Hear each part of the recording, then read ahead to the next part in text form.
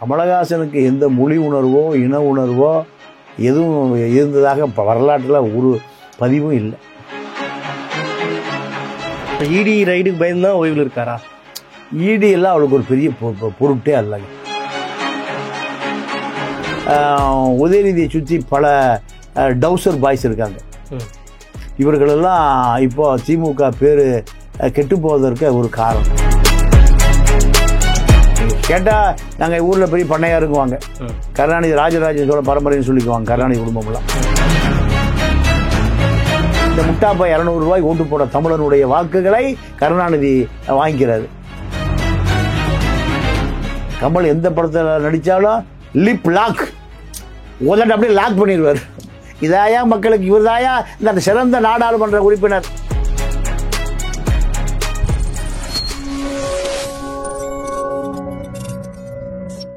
Colour கண்ணாடி voice நேயர்களுக்கு வணக்கம். இன்று நம்மோடு இருப்பவர் அரசியல் விமர்சகர் பாண்டியன் அவர்கள். வணக்கம் சார். வணக்கம்.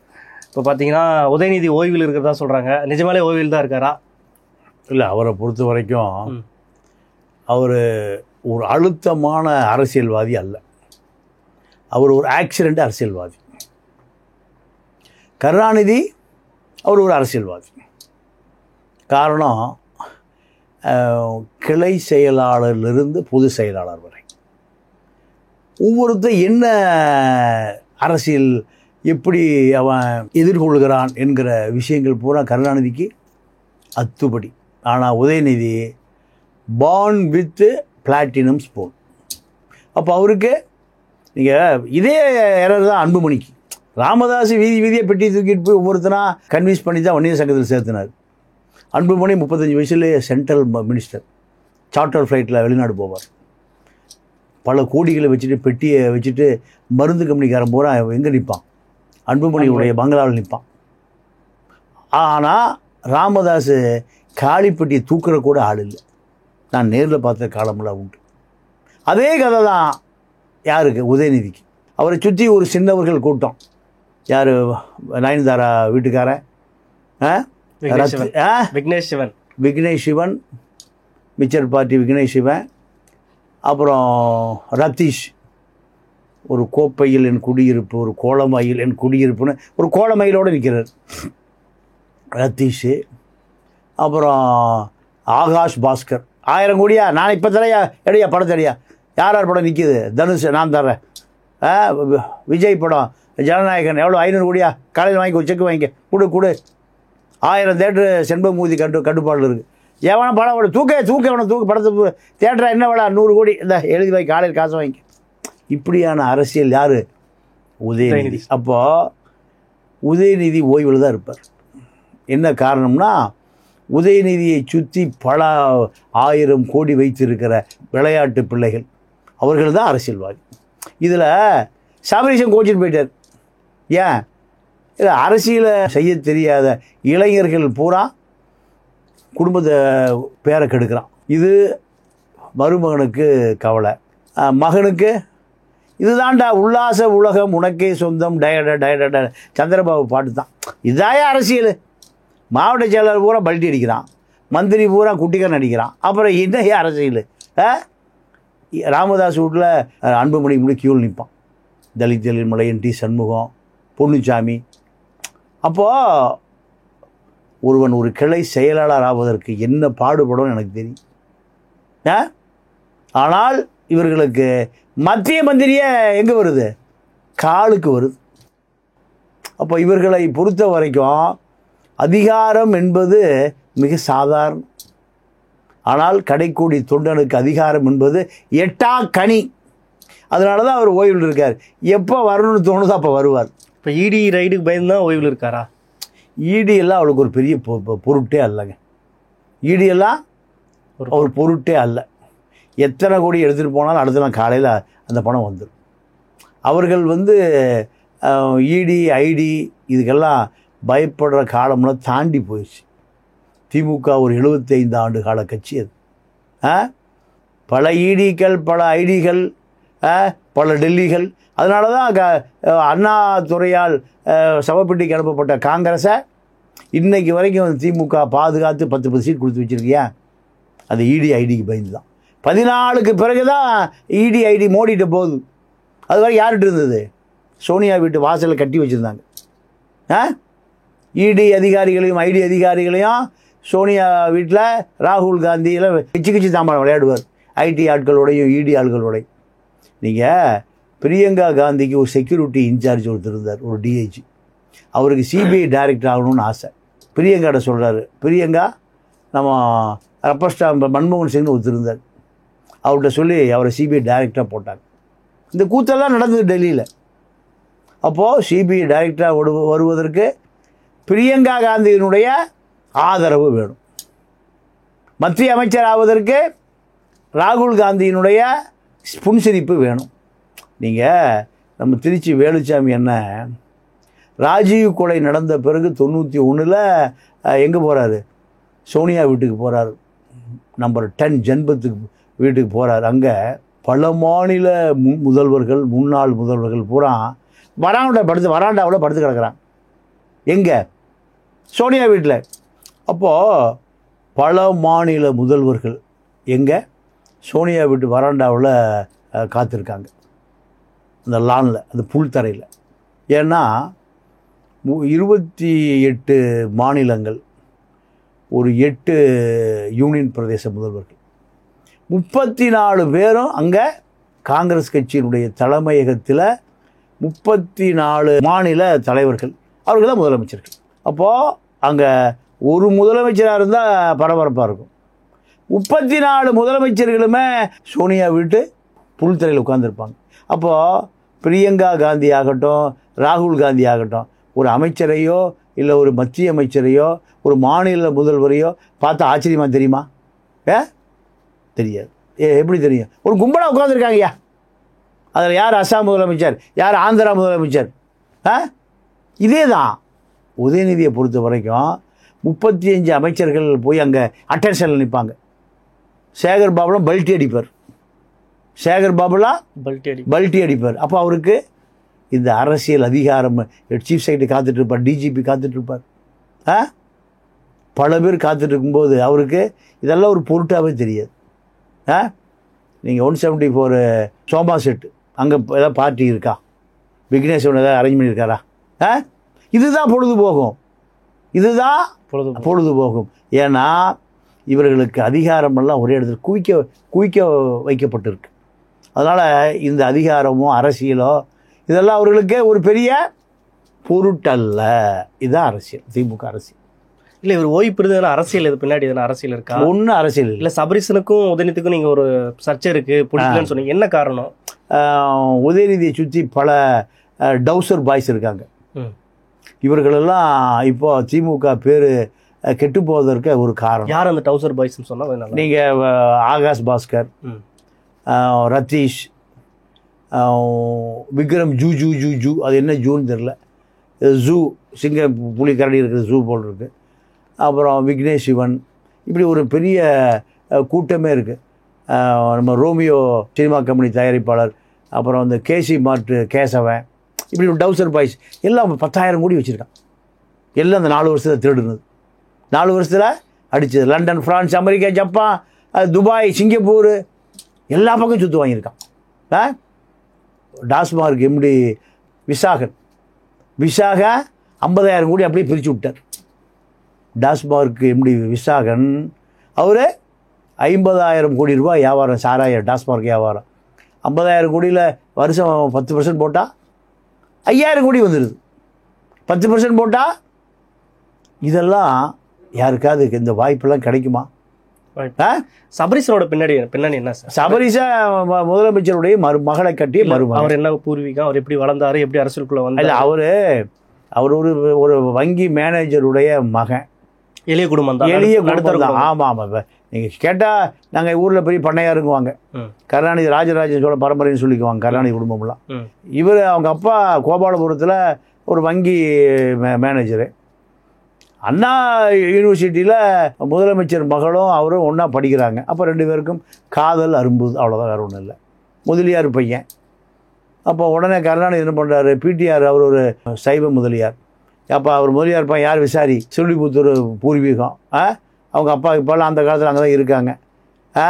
அப்போது இந்த முதலியார்கள் சைவ பிள்ளைகள் பூராமல் ஆங்கிலேயனுடைய ஆதரவாளர்கள், உழைக்கிறவனை காட்டி கொடுக்குற ஆட்கள் இவங்கெல்லாம், ஆங்கிலேயனுக்கு வாழ் பிடித்த ஆட்கள் இந்த இவர்கள் பூரா. அதனால பலாயிரக்கணக்கான நிலம் அப்படி விட்டு கொடுத்துட்டு போயிடலாம். சபரீசனுக்கு ஏன் கட்சியில் இவ்வளோ முக்கியத்துவம் கொடுக்குற காரணம் என்ன? மருமகங்க, நீங்களா இருந்தாலும் உங்களுக்கு அந்த மரியாதை கிடைக்கும். அந்த மருமகனாக இருந்தாலே அரசியல் தேர்ச்சி, அரசியல் நயம், திறமை, அதை வச்சு தானே முக்கியத்துவம் கொடுக்குறோம். அதெல்லாம் திறமை அரசியல் இல்லைன்னு நீங்கள் எப்படி சொல்ல முடியும்? அப்படி இருக்குங்களா? அதெல்லாம் அதிகாரம் வந்து அவ்வளவு அதிகாரிகள் வந்து கை கட்டி நிற்பான். முரசொலி மகனிங்க இப்போ சபரீசனுக்கு சொல்கிற போது ஒரு 50 வருஷத்துக்கு முந்தைய முரசொலி மாற கருணாநிதி மருமகன், அக்காளுடைய மகன். அந்த தகுதி தான் அவரை இவ்வளோ பெரிய ஆசியாவினுடைய 26வது கோடீஸ்வரனாக மாற்றிச்சு. எது கருணாநிதி மாற தயாநிதி மாறன வேறு எந்த தகுதியும் இல்லை. கருணாநிதியுடைய அக்காள் சண்முகத்தம்மானுடைய மகன் முரசொலி மாற, முரசொலி மாறனுடைய மகன் கலாநிதி மாற, தயாநிதி மாற மத்திய அமைச்சராகிச்சு. டாட்டாவே மிரண்டான். வாய்ப்பு இருக்கா? இந்த முட்டாப்பா 200 ரூபாய் ஓட்டு போட தமிழனுடைய வாக்குகளை கருணாநிதி வாங்கிக்கிறாரு. வாங்கி அதிகாரத்துக்கு வந்தார். கருணாநிதிக்கு என்ன பின்னணி இருக்குது? இசைவேளாளர் குடும்பம், நாயனம் ஊதுகிற குடும்பம். இந்த குடும்பம் 8 கோடி பேர் 10 கோடி பேரையும் ஒரு 75 ஆண்டு காலமாக கட்டி போட்டிருக்கு. என்ன கை வந்து 200 ரூபாய்க்கு ஓட்டு போடுறானா அந்த பையன், முட்டா பையன்? கேரளாவில் இப்படி பண்ண முடியுமா? ஆந்திரா, கர்நாடகாவில் ரெட்டி குடும்பம்லாம் என்ன ஆச்சுன்னே தெரியல, ரொட்டியாக போச்சு. ஜெகன்மோகன் ரெட்டி, ராஜசேகர் ரெட்டி, இந்த குடும்பமெல்லாம் ரொட்டி ரட்டி சட்டியாக போச்சு. ஆனால் கருணாநிதியை திமுகவை தாண்டி தமிழ்நாட்டில் அரசியலே இல்லை. அரசியலை இன்பநிதி அடுத்து வந்துட்டார். 4வது தலைமுறை கருணாநிதி, ஸ்டாலின், உதயநிதி, இன்பநிதி 4வது தலைமுறை வந்துட்டார். 4வது தலைமுறை கைகட்டி சேவகம் பார்ப்பதற்கு அத்தனை மந்திரிகளும் தயார், துரைமுருகன் உட்பட. யாருக்கு? நீங்கள் இப்போ பார்த்தீங்களா ஜல்லிக்கட்டில் கலெக்டரையோ பின்னாடி வரிசைக்கு போயா பின்னாடி, இல்லை எட்டி குச்சி கீழே போயா, அவர் உட்காரணும், இளவரசன் உட்காரணும். யார்? இன்பநிதி உட்காரணும். இதுதான் இங்கே அரசியல். இங்கே அப்போ நீங்கள் கேட்ட திறமை, அறிவு எல்லாம் இல்லைன்னா கூட அந்த தகுதி இருந்தால் போதும். அந்த எலெக்ஷன் நிற்க மாட்டேன்றாரு யாரு? சபரீசன். ஏன் அவர் பின்னாடி? இல்லை, அவர் பேக்ட்ராப்ல இருக்கிறது காரணம் இல்லைங்க. இங்கே எலெக்ஷனில் நின்று எம்பி ஆகி, முதல் மந்திரி ஆகி, அமைச்சராகி செய்ய வேண்டிய வேலை அத்தனையும் அங்கே வந்து கிடக்கிறான. எலெக்ஷனில் நின்று ஓட்டு போட்டு ஒரு வேலை செய்வதற்கு தேர்ந்தெடுக்கப்பட்ட அமைச்சர்கள், மத்திய அமைச்சர்கள், மாநில அமைச்சர்கள், நாடாளுமன்ற உறுப்பினர், சட்டமன்ற அத்தனை பேர் அட்டென்ஷனில் நிற்கிறாங்களே. இந்த அதிகாரம் யாருக்கா கிடைக்குமா? முரசொலி மாறனை பார்த்தா எல்லாம் பயந்து நடுங்கி ஓடுவாங்க மந்திரிகளெல்லாம். என்ன அதிகாரம் இருக்குது? தேர்தலில் ஜெயிச்சா கருணாநிதி அமைச்சர் பட்டியல் எழுதி வச்சிருப்பார். காலையில் இட்லி சாப்பிட்றதுக்கு ஆளுநர் மாளிகைக்கு போவதற்கு முன்பு நீங்கள் கோபாலபுரம் வருவார். ஏற்ற மாதிரி தான் வீடு. அந்த லிஸ்ட்டை வாங்கி பார்ப்பார். மாமா யார் பேர் மந்திரி எழுதியிருக்கீங்க வாங்கி பார்ப்பார். இவர் என்ன பண்ணுவார்? சிலர் அடிச்சுட்டு சில பேர் எழுதுவார். 5 நிமிஷத்தில் சிலர் மந்திரியாவான், சிலர் முன்னாள் மந்திரியாயிருவான். 5 நிமிஷத்தில். இந்த அதிகாரம் யாருக்கு இருக்குது? கருணாநிதிகிட்ட போய் அந்த பேப்பரை வாங்கி அடித்து எழுதக்கூடிய அதிகாரம் யார்கிட்டங்க இருக்குது? முரசொலி மாறன்கிட்ட தான் இருக்குது. இப்போ அதே அதிகாரம் யார்கிட்ட இருக்கு? சபரீசன்கிட்ட இருக்கு. யார் எம்பி ஆகணும், யார் மந்திரி ஆகணும், யார் மணல் திருடணும், யார் டாஸ்மார்க்கில் கொள்ளையடிக்கணும். துரைமுருகன் கூப்பிட்டாரு, நீ இது வரைக்கும் நீங்கள் மணல் திருடுறது போதும், இப்போ பார்ட்டி பண்டு வேணும், நீங்கள் அதை விளையிருங்க. இது மறுபேச்சே இல்லை. யார்? கருணாநிதியோடு அரசியல் செஞ்சவர், எம்ஜிஆரோட அரசியல் செஞ்சவர், இப்போ சபரீசனோட அரசியல் பண்ணிகிட்ருக்கார். மறுத்தால் அவர் முன்னாள் மந்திரி. இதுதான் திமுக. இப்போ திடீர்னு வந்து மதுரைக்கு கூட்டத்துக்கு போயிருந்தாரு, அழகிரி சந்திச்சார். என்ன காரணம்? என்ன அதெல்லாம் அரசியல் பின்னாடி இல்லை. அது அழகிரியை ஏன் பார்த்தாருன்னா 26 தேர்தல் அழகிரி திமுக எதிராக அண்டர் கிரவுண்ட் வேலை பார்த்துடக்கூடாது. பொதுக்குழு நடந்த இடமே பிஆர்பியுடைய இடம். பிஆர்பி பழனிசாமியினுடைய இடம். பிஆர்பி பழனிசாமி எதிர்த்த சகாயம் எனக்கு ஆயுதம் தாங்கி போலீஸை திருப்பி வாங்கிட்டாங்கன்னு பிஆர்பி கொலை மிரட்டல் விடணும் சொல்லிகிட்டு இருக்கார். ஆனால் அந்த பிஆர்பியோட இடத்துல தான் திமுகவுடைய பொதுக்குழு கூட்டமே நடக்குது. அப்போது இங்கே அரசியல் என்பது யார்கிட்ட வசதி இருக்கோ, வாய்ப்பு இருக்கோ, அதிகாரம் இருக்கோ அவர்கள்ட்ட தான் அரசியல் அதிகாரம். அழகிரி நீங்கள் ஒரு முறை திமுக தோற்று போவதற்கு அவர் தான் காரணம். எப்படி? ஏன்னா அங்கே இருக்கக்கூடிய மதுரை கீழே இருக்கக்கூடிய அந்த முக்குளத்தூர் வாக்குகள் அத்தனையுமே அழகிரி பிரிச்சுட்டார். பிரித்ததனுடைய விளைவு தான் வேலை செய்யலை. ஓட்டு போடாதீனார். அதான் திமுகவே. ஒரு காலத்துல அழகிரியோட கோட்டையா மதுரையா இருந்துச்சு. இப்போ ஏன் அப்படி இல்லாத காரணம் என்ன? இல்லை, அது அதிகாரம் யார்கிட்ட இருக்கணும்னு அவங்க அப்பாவே முடிவு பண்ணிட்டார். அழகிரியை பொறுத்த வரைக்கும் ஒரு அதிரடி அழகிரி, ஸ்டாலின் மெலோடி ஸ்டாலின். அதனால் அரசியல் என்பது மெலோடியாக தான் இருக்கணும், அதிரடியாக இருக்கக்கூடாது. அதுக்காக ஜாதகம் பார்த்து, ஜோசியம் பார்த்து, மந்திரவாதியை பார்த்து, எல்லாம் பார்த்ததில் ஸ்டாலின் தான் ஆட்சியை தக்க வைப்பார் தெரிஞ்சதுனால ஸ்டாலின் அதிகாரத்துக்கு கொண்டு வந்தாங்க. அழகிரியை ஓரமாக உட்கார வச்சு ஆட்சியில் எத்தனை கோடி, எத்தனை ஆயிரம் கோடி சம்பாதிக்க முடியும் அத்தனை அதை பாதியை உனக்கு கொடுத்துட்றோம், போய் செட்டில் ஆகி. நீங்கள் அந்த அழகிரியினுடைய மக ஹாலிவுட்டில் படம் எடுப்பதற்காக திட்டமிட்டு இருந்தார். அதுக்குள்ளே அவருக்கு பாவம் நோய் வந்துருச்சு. இப்படி தான் இந்த முட்டாள்கள் 200 ரூபாய்க்கு ஓட்டு போடுற பயலுக்கு இருக்க வரைக்கும் சாதாரண நபரெல்லாம் 1000 கோடி 2000 கோடி, ஆகாஷ் பாஸ்கர்லாம் 1000 கோடி ரூபா அந்த சினிமா இண்டஸ்ட்ரியில் இன்வெஸ்ட் பண்ணியிருக்கார் ஒரு 3-4 வருஷத்துக்குள்ளே. வேறு நாடாக இருந்தால் பெரிய எழுச்சி புரட்சி வந்துடும். இவன் 200 ரூபா எதிர்பார்த்து இன்னும் உட்காந்துருக்கான். 26 தேர்தல் வரும், 200 ரூபா கொடுங்க, காக்கா பிரியாணி ஒரு குவார்ட்டர் கொடுத்தா போதும். 30% அறிவு இருக்கிற எவனும் ஓட்டே போடுறது இல்லை. அறிவு இருக்கிற 30% நோட்டாவுக்கு போடுறான், இல்லை போடுறதே இல்லை, போட ஆகிறது இல்லை. 70 தான் போடாகுது. 20 திமுக தொழிற்சாலையினுடைய லேபர்கள் 20% இருக்கான். அதிமுக தொழிற்சாலையினுடைய லேபர்கள் 20% இருக்கான். இவர்களெல்லாம் அதிமுக திமுக தொழிற்சாலையினுடைய தொழிலாளிகள் தான். அவனும் பெருசாக தேடிக்குவான், இவன் சிறுசாக தேடிக்குவான், அவ்வளோதான். இதை தாண்டி நீங்கள் பேரூராட்சி தலைவராக திமுகவில் அவனை கையெழுத்து போட்டு எடுத்துக்குவான்.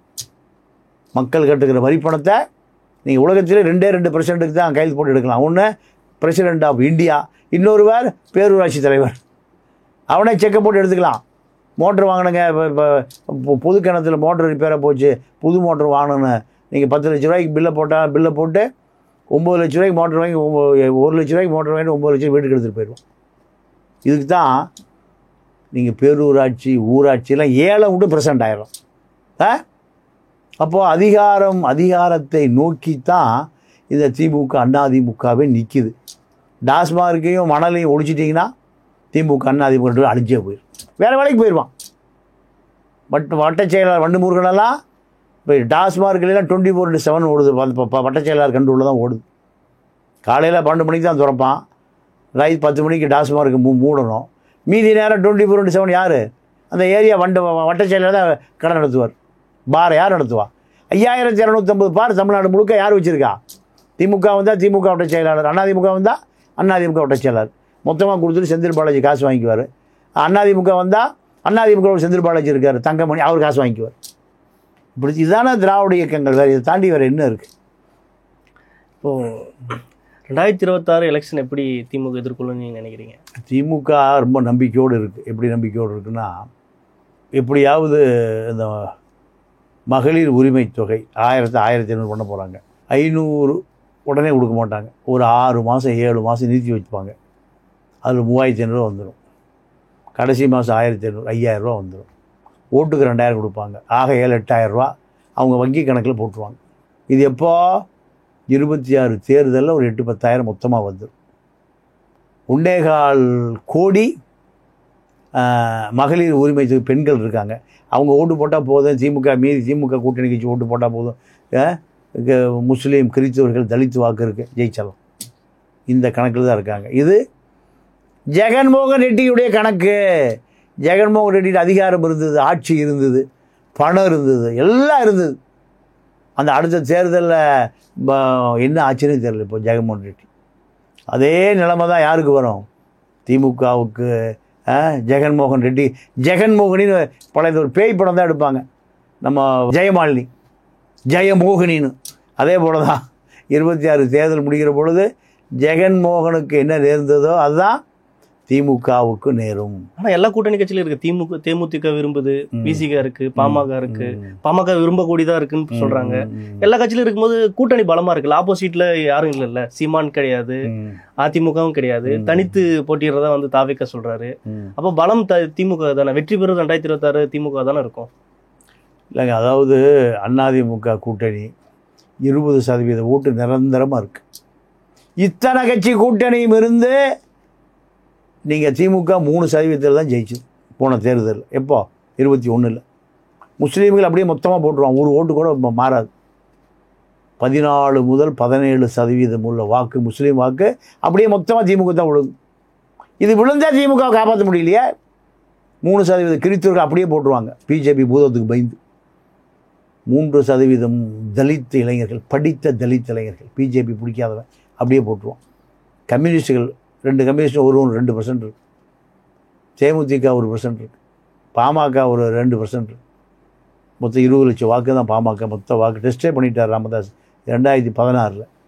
இதெல்லாம் வந்த 2021 திமுக ஜெயிச்சது 3%. 2016 1%. அதிமுக ஜெயிச்சது ஒரே 1% ஜெயலலிதா இருக்கும்போது. மக்கள் நல கூட்டணி ஒரு கூட்டணியை உருவாக்கி அது ஜெயலலிதா பினாமி கூட்டணியை வச்சு உருவாக்கின பிறகு திமுக அதிமுக வாக்கு வித்தியாசம் ஒரே 1% தான். இப்போ அதிமுக விஜய் கூட்டணி 100% உறுதி.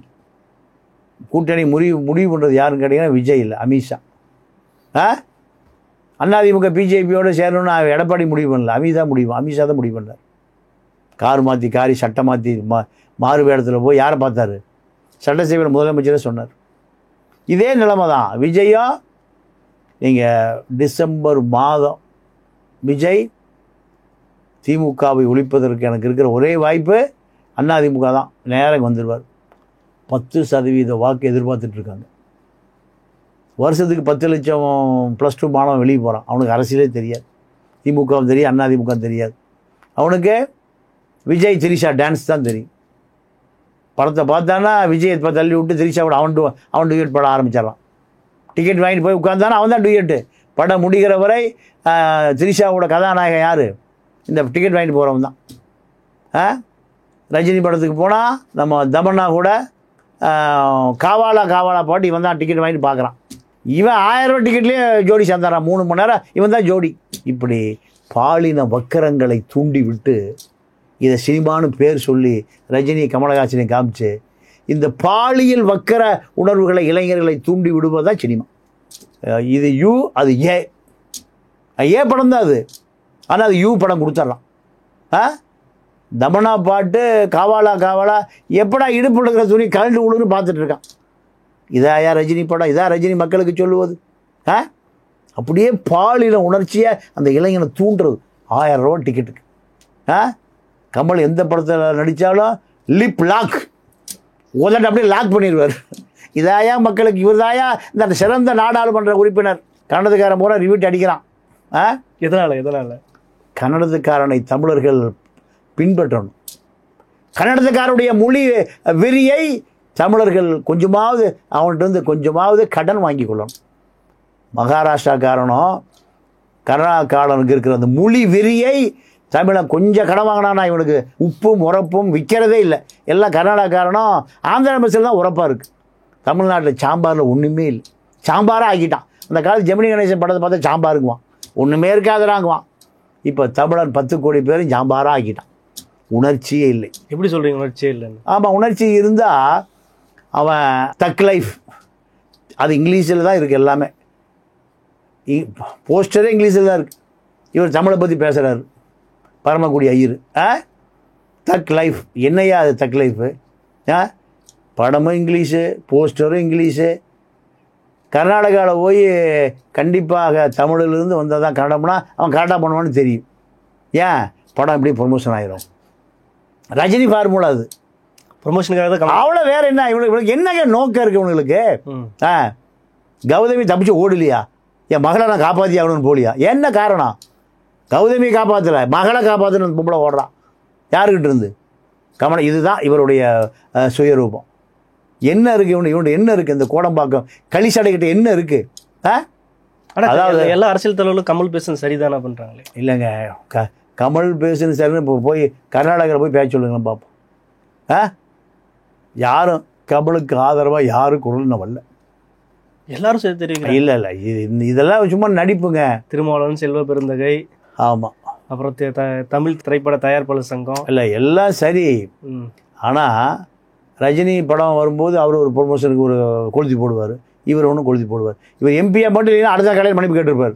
ஏன்னா சத்யராஜ் மன்னிப்பு கேட்டு வந்தார், பெரியாருடைய 7 அடி தொண்டை மன்னிப்பு கேட்டு வந்தார், விஜயகாந்த் மன்னிப்பு கேட்டார், ரஜினி மன்னிப்பு கேட்காத ஆளுகளே இல்லை. இதுக்கு ஏதாவது இருக்கா சொல்லுங்க பார்ப்போம். அதான் இவர் மன்னிப்பு கோர்ட்லேயே போயிட்டு மன்னிப்பு கேட்க இல்லை கொஞ்சம் அது இப்போ தமிழர்கள் வந்து இப்போ 34 எம்எல்ஏ ஓட்டு போட்டு எம்பி ஆக்கியிருக்கான். ஒரு தொகுதிக்கு 2 லட்சம் ஓட்டு, 34 தொகுதிக்கும் 64 லட்சம் ஓட்டு இவர் எம்பியாக இருக்கார், தமிழர்களுடைய ஓட்டு. இப்போ இதுக்காகத்தான் மன்னிப்பு கேட்க யோசிச்சுட்டு இருக்காரு. இன்றைக்கி அவரை வந்து எப்பவுமே குழப்பி விடுதல் ரொம்ப தெளிவாக இருப்பார், கருணாநிதி மாதிரி. இப்போ அவர் குழம்புனாரா கர்நாடகக்காரன் தெளிவாகிறதுக்குள்ளே அடுத்த வருஷம் வந்துடும். கமலஹாசனுக்கு எந்த மொழி உணர்வோ இன உணர்வோ எதுவும் இருந்ததாக வரலாற்றில் ஒரு பதிவும் இல்லை. ஆனால் சினிமாக்காரன் அசலான சினிமாக்காரன், இந்த சினிமாக்கார் இப்போ திரைப்பட தொழிலாளர்களுக்கு இஎஸ்ஐ பிஎஃப் கொடுக்கணும்னு நம்ம மத்திய அமைச்சர் முருகன் தமிழை ஒரு ஜியோ கொண்டு வர போகிறார். அதுக்கு யார்கிட்ட இருந்து ஆதரவு இல்லை. எவ்வளோ கொடுமை பார்த்தீங்களா? இது வெளியிலே தெரியல, யாரும் சொல்லலை. திரைப்பட தொழிலாளர்களையும் தொழிற்சாலை தொழிலாளர்களை போல் அவர்களுக்கு இஎஸ்ஐ பிஎஃப் கொடுக்கணும். எத்தனை சம்பளம் கொடுக்குறியோ நீ சம்பளத்தை வங்கியில் போடணும். இப்படியெல்லாம் ஒரு சிஸ்டத்தை கொண்டு வரணும்னு முயற்சி பண்ணுறாரு, செல்வமணி முயற்சி பண்ணுறாரு. ஆனால் எல்லா பேரும் அது கெடுக்கிறான். அதுக்கான எந்த ரஜினி அதெல்லாம் முடியாத கொடுத்தாங்கன்னு சொல்லலையே, கமல் சொல்லலையே, சொல்லுமா இல்லையா, விஜய் சொல்லியே, அஜித் சொல்லியே, யார் திரிஷாவும் நயன்தாராவும் சொல்லுவாங்க. கன்னடத்து பாப்பாத்தியும் கேரளா நாயர் பொம்பளையுமா சொல்லுவாங்க. தமிழன்னு வேலை பார்க்குற தமிழ் திரைப்பட தொழிலாளர்களை கமலஹாசனும் ரஜினியும் தான் வாழ வச்சாங்க. 2 பேரையும் வாழ வச்சது தொழிலாளர்கள் தான். அது தொழிலாளிகளுக்காக குரலே கொடுக்காத இவர்களெல்லாம் எப்படி தமிழர்களுடைய பிரதிநிதி எப்படி சொல்லுவாங்க? தமிழுக்காக உயிரை கொடுப்பேன்ற மாதிரி நீ சொன்னேன். உயிரைத்தான் கொடுப்பாங்க. ஆனால் ஒரு பள்ளிக்கூடம் கூட கட்ட மாட்டானுங்க. திரைப்பட தொழிலாளருக்கு ஒரு இலவச பள்ளிக்கூடம் இருக்கா, மருத்துவமனை இருக்காங்க, காமிங்க. கோடம்பாக்கம், சாலிகிராமம், வலசரவாக்கம் பக்கம் காமிங்க. மற்ற ஸ்டேட்லலாம் இருக்கா? மற்ற ஸ்டேட்டில் இங்கே தமிழ்நாட்டை சொல்லுங்கள் நீங்கள். இது வந்து கோணல் புத்தி. உங்களை நீங்கள் அவனா யோகினா அப்படி சொல்கிறது. நீ யோகியனா அறியா, நீ திருடனா இல்லை, ஏமாத்தாத, பொய் சொல்லாத, விபச்சாரம் பண்ணாத. அவனை விபச்சாரம் பண்ணுறான், அவனை திருடுறான், அவனை கொள்ளையடி. இந்த கதை இது. இங்கே நீ என்ன செய்தாய், அதுதான் பிரச்சனை. அது திசை திருப்புவதை முதல்ல இவன் குழம்பி கிடக்கிறான் தமிழை, இவனை மேலும் குழப்புவது. எம்ஜிஆர் தன்னுடைய சொத்தை பூரா கொடுத்துட்டு போனார். கண்ணு தெரியாத பள்ளி, காது கேட்காத பள்ளி, எல்லாம் எம்ஜிஆர் பள்ளிக்கூடம் எங்கே வேணா இருக்குது. ஏன் ரஜினி பேர் பள்ளிக்கூடம் எங்கே இருக்கா? ஆசிரமத்தில் போனீங்கன்னா பக்கத்தில் போனீங்கன்னா 1 லட்ச ரூபா கேட்பாங்க. அந்த இடத்துக்கு வாடகையே கட்டுறதில்ல. ராகவேந்திர மண்டபம், இல்லை ஆசிரமம் பள்ளிக்கூடம் வேளச்சேரியில் இருக்கு. அங்கே ஒரு எல்கேஜி அட்மிஷன் 1 லட்ச ரூபாய்ங்க. பணம் பேய். லதா ரஜினிகாந்த் பனியனை அடித்து கொண்டு திருப்பூர்ந்து கொடுத்து அந்த மாதிரி பிளாக்கில் விற்றுரும். அப்போ இவர்களெல்லாம் தான் தமிழர்களுக்கு அறிவு சொல்லக்கூடிய திரைப்பட நடிகர்கள். ஆனால் வந்து தாவேக்காவை பார்த்து திமுக பயப்படுறதா வந்து தாவேக்கா சைட்லாம் சொல்லிட்டு இருக்காங்க. விஜயா இருக்கட்டும், நிறைய பேர் சொல்கிறதா இருக்காங்க. ஏன் அப்படி சொல்கிறாங்க? இல்லை நிஜமாலே விஜயை பார்த்து பயமா? இல்லைங்க, அதாவது திமுக இளைஞர்களுக்கு எந்த ஈர்ப்பும் இல்லை. அதிமுகலையும் இளைஞர்கள்கிட்ட எந்த ஈர்ப்பும் இல்லை. வருஷத்துக்கு +2 மாணவன் 10 லட்சம் பேர் வெளியே வரான், ஆண்களும் பெண்களும். அவர்கள் இருக்கக்கூடிய எந்த கொள்கையும் திமுக இல்லை, அதிமுக இல்லை. ஆதவ அர்ஜுனாலாம் இதெல்லாம் படிச்சுட்டு வந்தவங்க. ஆமாம், அவரும் அவங்க மாமனார் 2 பேரும் அம்பேத்கரை மட்டும்தான் படித்தாங்க, காந்தியை மட்டும்தான் படித்தாங்க. ஏன்னா கள்ள லாட்டரியை மட்டும்தான் படித்தாங்க. கள்ள லாட்டரி மார்ட்டின் மருமகன் தாங்க ரெட்டி. வேறு என்ன அடையாளம் இருக்குது அவருக்கு? ஆதவ அர்ஜுனாக்கு கள்ள லாட்டரியில் 500 கேஸ் இருக்குது சிபிஐயில். வேறு ஏதாவது தகுதி இருக்கா? நீ எங்கே குழி கொண்டி ஏதாவது கட்சி கொடி கட்டியிருக்கியா? இல்லை நீ அம்பேத்கரிஸ்டா? இல்லை திருமாவளவன் கூட இருந்தியா? எப்போ பொட்டியோடு திருமாவளவன் கிட்ட போகிற, பொட்டியோடு சபரிசன் கிட்ட போகிற, பொட்டியோடு விஜய்கிட்ட போகிற, போகும்போது லேண்ட் குரூஸில் தானே போகிற. உனக்கு என்னையா அம்பேத்கரை பற்றி தெரியும்? உனக்கு என்னையா பெரியாரை பற்றி தெரியும்? அதெல்லாம் ஆதவ அர்ஜுன் ரெட்டிக்கு என்ன தெரியும்? அவர் லேண்ட் குரூஸரோடு போய் லேண்ட் குரூஸரோடு வர்றவருக்கு அம்பேத்கரையும் தெரியாது, பெரியாரையும் தெரியாது, கக்கனையும் தெரியாது, ரெட்டமலை சீனிவாசன் தெரியாது. எல்லாம் ஃபேஷன். இப்போது அந்த மதன் ரவிச்சந்திரன் ஒருத்தருந்தான்ல, ஸ்டிங் ஆப்ரேஷன், அவனுக்கு பெரியாரையும் தெரியாது, யாரையும் வீரமணியும் தெரியாது. சன் டிவியில் சரி புதிய தலைமுறை வேலைக்கு போகணும். அங்கே குணசேகரன் பெரியாரிஸ்ட் போய் 30 ரூபாய்க்கு ஒரு பெரியார் பணியன் வாங்கி போட்டான். எவ்வளவு? டி நகரில் போய் இதில் பிளாட்ஃபார்ம் 30 ரூபாய் பணியன் வாங்கிட்டு வேலை கேட்டு போகிறான். குணசேகரன் பார்த்தா இவன் நம்மால் போல் இருக்குடா, பெரியார் பணின்னு போட்டவனே நம்மளால வேலை கொடுத்துட்டான். வேலை கொடுத்த பிறகு இப்போ எல்லாருக்கும் அவன் தான் வேலை கொடுக்குறான். எல்லாருக்கும் அவன் சொல்கிறான், பெரியார் பணியை போட்டால் பெரியாரிஸ்ட், சேப்பு துண்டை போட்டால் கம்யூனிஸ்ட், இப்படி தான் இருக்குது. ஆக மொத்தம் விஜய் ஒரு அரசியல் தலைவன், அவருக்கு அம்பேத்கரிஸ்ட் யார்? ஆதவ் அர்ஜுன் ரெட்டி. ஆதவ் அர்ஜுன் சமீபத்தில் வந்து காணொலியில் ஒருமையில் வந்து எடப்பாடியை வந்து இதனால் அப்படி பேசினாரு. இல்லை, அவர் எடப்பாடிகிட்ட அதிமுக போகிறதுக்கு பேரம் பேசுகிறார் திருத்தியிலிருந்து. அதை எடப்பாடி கடைசி நேரத்தில் நண்பர்கள், அதாவது சுற்றி இருக்கக்கூடிய சக நண்பர்கள், ஸ்போக்ஸ்மேன் ஜெயக்குமார், கேபி முனுசாமி, வேலுமணி எல்லாம் விரட்டி விட்டாங்க. இந்த கடுப்பில் தான் அவர் எடப்பாடியை திட்டுறார், வேற ஒன்றும் இல்லை. இந்த அரசியல் காரணங்களுக்கு பல்வேறு அரசியல் சார்ந்த தகவலை பண்ணிட்டு மற்றொரு நேரத்தில் சந்திப்போம். நன்றி, வணக்கம். நன்றி, வணக்கம்.